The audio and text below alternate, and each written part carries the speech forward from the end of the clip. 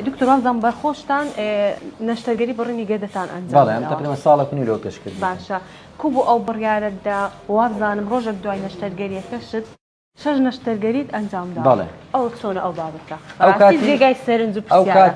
أو كاتي كوركان بولي شجبو.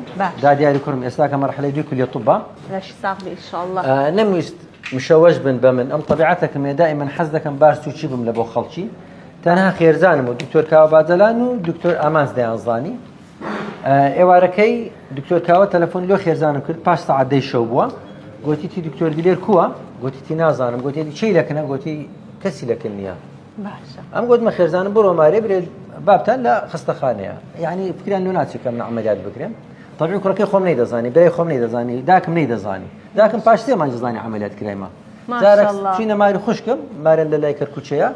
لقيرن بو زاني نار من أخوار أو هني قلت عملياتك كلها هني قلت له هيزنا أخو هني زاني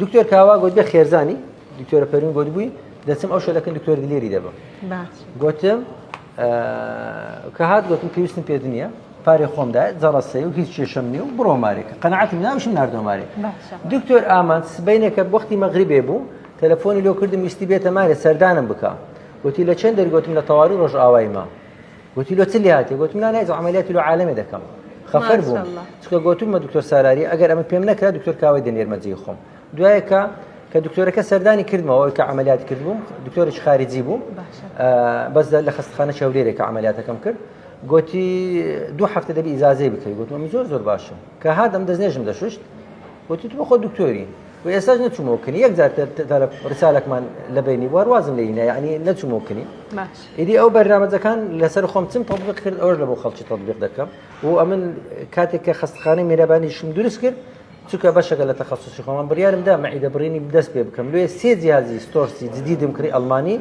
قلتم أمن معي دبرين حتى خستخانش درسنا كم معي دبرين دس بيناكين وأول الحمد لله كانت زاحتي هنا حتى دواي دكتور أمانزيش عملياتي كرد تشوكا لما زوجتي زيرانم بو كديديد أمن باشم قلت له براسي وهلا باشي دكتور قلت بار بخوم نشتغل يمكن صالوني وقلوك صالوني وقت استفادة لك أنا صرت سيوهش شلون أصلا أوتو شلون زور